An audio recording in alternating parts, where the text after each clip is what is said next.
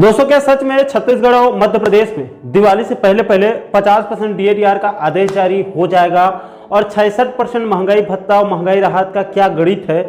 इसी महत्वपूर्ण टॉपिक को बिल्कुल सरल शब्दों में समझने के लिए आप वीडियो को अंत तक जरूर देखिए। नमस्कार दोस्तों, मैं हूं आपका दोस्त लोकेश साहू और आप देख रहे हैं लोकेश छत्तीसगढ़िया यूट्यूब चैनल। आप सभी साथियों का हमारे इस चैनल पर बहुत बहुत स्वागत है। दोस्तों, मैं आपको मध्य प्रदेश की खबर बताऊं उससे पहले थोड़ा सा एक लाइन छत्तीसगढ़ के डीएडीआर मुद्दे के बारे में थोड़ा सा जानकारी देना चाहूंगा, क्योंकि इसको लेकर छत्तीसगढ़ के कर्मचारियों पेंशनर जो है वो बार बार पूछ रहे हैं। तो देखिए दोस्तों, जैसे कि आप सभी साथियों को पता होगा कि इस समय छत्तीसगढ़ के 5 लाख से ज्यादा कर्मचारियों पेंशनर्स बंधुओं की तरफ से केंद्र के समान देय तिथि से एरिया सहित 50% डीएडीआर की मांग कर रहे हैं। इसको लेकर छत्तीसगढ़ कर्मचारी अधिकारी फेडरेशन ने अपने 4 सूत्रीय मांगों को लेकर 4 चरण का आंदोलन भी पूरा कर दिया है। अब सरकार के प्रतिक्रिया का इंतजार किया जा रहा है। अगर सरकार की तरफ से आने वाले दिनों में जल्द से जल्द आदेश जारी करने का पूरा भरोसा दिया जाता है और उस वादे पर शायद सरकार खरी उतरती है, तो शायद आगे अनिश्चितकालीन आंदोलन को फेडरेशन स्थगित भी कर सकता है। लेकिन अगर सरकार की तरफ से गोल मटोल जवाब दिया जाता है तो आने वाले दिनों में छत्तीसगढ़ कर्मचारी अधिकारी फेडरेशन अनिश्चितकालीन आंदोलन का बिगुल फूंक सकता है। उसके लिए फेडरेशन की तरफ से आने वाले कुछ दिनों में बहुत जल्द जो है वो एक बैठक हो सकती है, उस बैठक में निर्णय लिया जा सकता है। अब दोस्तों, इसको लेकर कुछ जानकारियों की तरफ से कयास लगाए जा रहे हैं कि पूर्व की बघेल सरकार के तर्ज पर शायद सरकार भी ठीक दिवाली से पहले 50% डीएडीआर आदेश जारी कर सकती है। हालांकि दोस्तों, इस दोगली सरकार के अब तक के कामकाज को देखते हुए कुछ भी भविष्यवाणी करना मूर्खता होगी, लेकिन चूंकि दिवाली एक पावन पर्व है, ऐसे में थोड़ी सी उम्मीद की किरण दिख रही है। अब दोस्तों, हम आगे बढ़ते हैं और इस समय मध्य प्रदेश से जो बड़ी खबर निकल कर आ रही है, जिसको एमपी के कई कर्मचारियों पेंशनर्स नेताओं की तरफ से कल रात से व्हाट्सएप और अन्य माध्यमों से हमारे पास भेजा जा रहा है और पूछा जा रहा है, एक चर्चा का विषय बना हुआ है। दोस्तों, कल 29 सितंबर को मध्य प्रदेश के कई अलग अलग न्यूज पोर्टल से लेकर कई अलग अलग प्रिंट मीडिया और साथ ही साथ इस खबर को बंसल न्यूज ने भी प्रमुखता के साथ चलाते हुए बताया है कि मध्य प्रदेश की मोहन सरकार दिवाली से पहले पहले एमपी के कर्मचारियों पेंशनर्स को 50% डीएडीआर की खुशखबरी देने की तैयारी कर रही है और आगामी वित्तीय वर्ष यानी कि 2025-26 तक मध्य प्रदेश के कर्मचारियों पेंशनर्स को 64% तक यानी कि 18% तक डीएडीआर में वृद्धि करने की तैयारी भी चल रही है। ऐसी खबरें बड़ी तेजी से जो वो चलाई जा रही है, चल रही है। अब दोस्तों, इन खबरों में सच्चाई कितनी है और क्या है पूरा मामला, इसको हम थोड़ा सा सरल भाषा में समझने का प्रयास करेंगे। तो दोस्तों, इसको हम 2 हिस्सों में समझते हैं। पहले 50% डीएडीआर, उसके बाद 64% डीएडीआर की बात करेंगे, ताकि आप दोनों मैटर को जो है वो आसानी से समझ सकें। तो देखिए दोस्तों, सबसे पहले तो 50% डीएडीआर की बात कर लेते हैं। तो देखिए दोस्तों, आपकी जानकारी के लिए बता दूं कि इस समय मध्य प्रदेश के कर्मचारियों पेंशनर्स को 46% की दर से डीएडीआर दिया जा रहा है, जबकि केंद्रीय कर्मचारियों को 1 जनवरी 2024 की देय तिथि से 50% डीएडीआर दिया जा रहा है।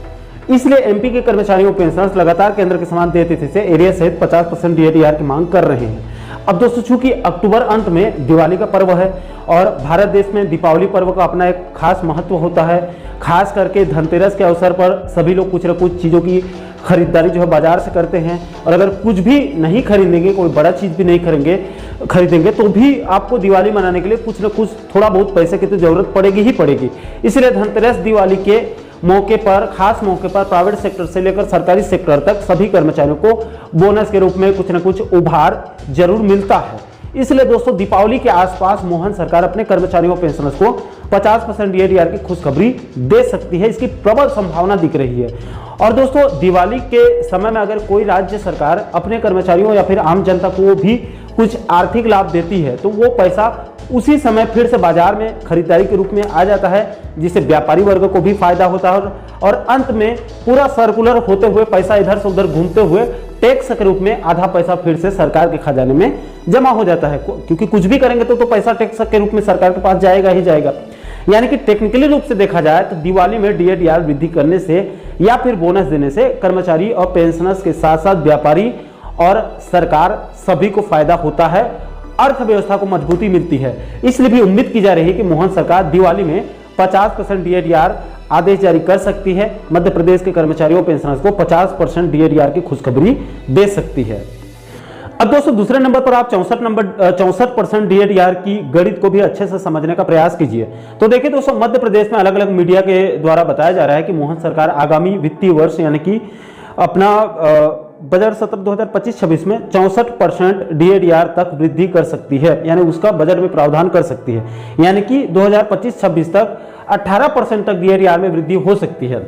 तो देखिए दोस्तों, इसको मैं आपको कई अलग अलग वीडियो में पहले ही बता चुका हूं। जो हमारे पुराने दर्शक होंगे उनको अच्छे से पता होगा कि कोई भी राज्य सरकार या फिर खुद केंद्र सरकार भी क्यों ना हो, अपने नियमित कर्मचारियों और पेंशनर्स के DADR में वृद्धि करने के लिए वो अगले साल भर में, यानी कि एक वित्तीय वर्ष में कितना खर्चा होगा और साथ ही साथ संविदा अनियमित कर्मचारियों के वेतन वृद्धि में अगले वित्तीय वर्ष में कितना खर्च आ सकता है, इसको पहले ही अपने बजट में प्रावधान कर देती है।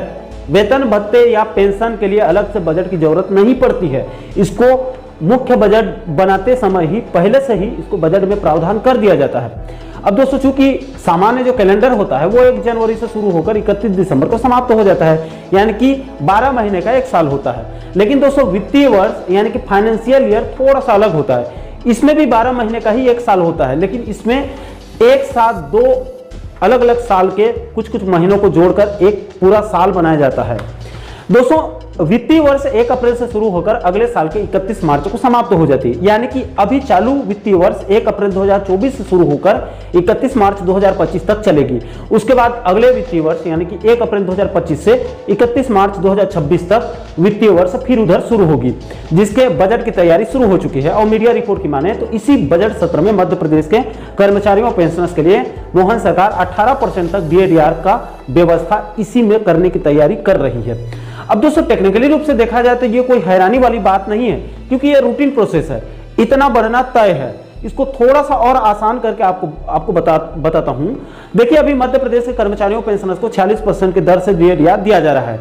इसके बाद आप आगे जनवरी 2024, जुलाई 2024, फिर जनवरी 2025 और जुलाई 2025, उसके बाद जनवरी 2026 तक 3-4% हर 6 महीने के हिसाब से अगर जोड़ते जाएंगे तो अप्रैल 2026 तक आराम से 18% DADR यानी कि 64% तक DADR में वृद्धि हो सकती है।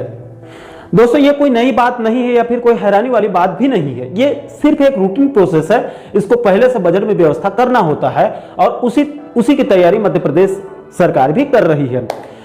अब दोस्तों, मुद्दे की बात यह है कि मोहन सरकार मध्य प्रदेश के कर्मचारियों पेंशनर्स को आगामी अप्रैल 2026 तक 64% DADR में वृद्धि करने का इंतजाम कर रही है, जो कि बहुत अच्छी बात है।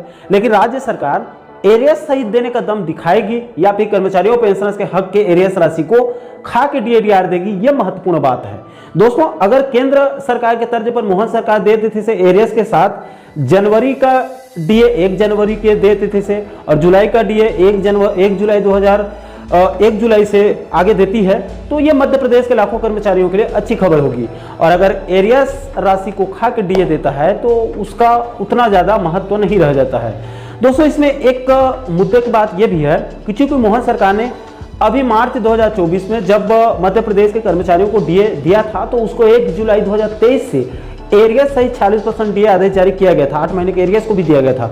और इससे पहले शिवराज सरकार ने भी MP के कर्मचारियों को कई बार एरियस के साथ DA देने का हिम्मत दिखाई है और कई बार एरियस राशि को डकारा भी गया है। इस हिसाब से देखा जाए तो मोहन सरकार मध्य प्रदेश के कर्मचारियों को आगे भी एरियस सहित DA देने की हिम्मत दिखा सकती है। लेकिन दोस्तों, मध्य प्रदेश के जो लाखों बुजुर्ग पेंशनर्स हैं, उनके साथ मध्य प्रदेश छत्तीसगढ़ पुनर्गठन अधिनियम की धारा 49(6) का हवाला देकर हमेशा धोखा हो जाता है। उधर मध्य प्रदेश सरकार तो अपने कर्मचारियों को तो एरियस सहित DA दे देती है, लेकिन इधर छत्तीसगढ़ सरकार अपने कर्मचारियों को बिना एरियस के DA देती है। अब दोस्तों, जब छत्तीसगढ़ सरकार अपने कर्मचारियों को बिना एरियस के DA देती है तो वो अपने पेंशनर्स को कैसे एरियस देगी? क्योंकि ऐसा करेगी तो कर्मचारी बगावत कर देंगे, इसलिए वो पेंशनर्स को भी बिना एरियस के महंगाई राहत दे देती है। और जिस तिथि से छत्तीसगढ़ सरकार अपने पेंशनर्स को महंगाई राहत देती है, उसी तारीख से मध्य प्रदेश सरकार को भी अपनी सहमति भेज देती है और फिर बिना मतलब के मध्य प्रदेश के लाखों मासूम बुजुर्ग पेंशनर्स बंधुओं का हक मर जाता है और उनको भी बिना एरियस के महंगाई राहत लेने के लिए मजबूर होना पड़ता है। और यह नाटक बीते कई सालों से चलता हुआ आ रहा है। दोस्तों, इस धारा 49(6) की आड़ में दोनों राज्य के लाखों बुजुर्ग पेंशनर्स को हर 6 महीने में भारी आर्थिक नुकसान उठाना पड़ रहा है। इसलिए चूंकि अभी छत्तीसगढ़ के साथ साथ मध्य प्रदेश और ऊपर में केंद्र में भी बीजेपी की डबल इंजन और ट्रिपल इंजन बोलिए ट्रिपल इंजन की सरकार है, दोनों राज्यों के लाखों बुजुर्ग पेंशनर्स के हितों को ध्यान में रखते हुए सबसे पहले दोनों राज्यों की विधानसभा में धारा 49(6) की समाप्ति प्रस्ताव को मंजूरी दिया जाए और केंद्र सरकार को अपनी सहमति पत्र भेजकर हमेशा हमेशा के लिए इस धारा 49(6) को जड़ से समाप्त किया जाए, ताकि दोनों राज्यों के लाखों बुजुर्ग पेंशनर्स को हमेशा हमेशा के लिए आजादी मिल सके। बुजुर्ग पेंशनर्स के आशीर्वाद लेने का इससे बड़ा और सुनहरा अवसर और कभी भी बीजेपी को मिलने वाला नहीं है। तो दोस्तों, आशा करता हूं कि आप इस वीडियो के माध्यम से मध्य प्रदेश कर्मचारियों और पेंशनर्स के 50% DADR और साथ ही साथ आगामी बजट सत्र में 64% DADR की पूरी गणित को आप सरल शब्दों में अच्छे से समझ गए होंगे। दोस्तों, इस पूरे मामले को लेकर आप लोगों की क्या राय है? क्या दिवाली से ठीक पहले मध्य प्रदेश की मोहन सरकार MP के कर्मचारियों को और पेंशनर्स को 50% DADR की खुशखबरी दे पाएगी या फिर नहीं? इसको लेकर आप लोगों की क्या राय है? नीचे आप लोग कमेंट बॉक्स में अपनी प्रतिक्रिया आप लोग जरूर साझा कीजिएगा। और साथियों, आप आगे भी छत्तीसगढ़ और मध्य प्रदेश के कर्मचारियों और पेंशनर्स बंधुओं से जुड़ी इस प्रकार के महत्वपूर्ण मुद्दों पर, महत्वपूर्ण टॉपिक पर आप आगे भी वीडियो देखना चाहते हैं तो आप हमारे चैनल को जरूर सब्सक्राइब कर लीजिएगा, ताकि आने वाले सभी नए वीडियो का नोटिफिकेशन आप लोगों तक तुरंत पहुंच सके।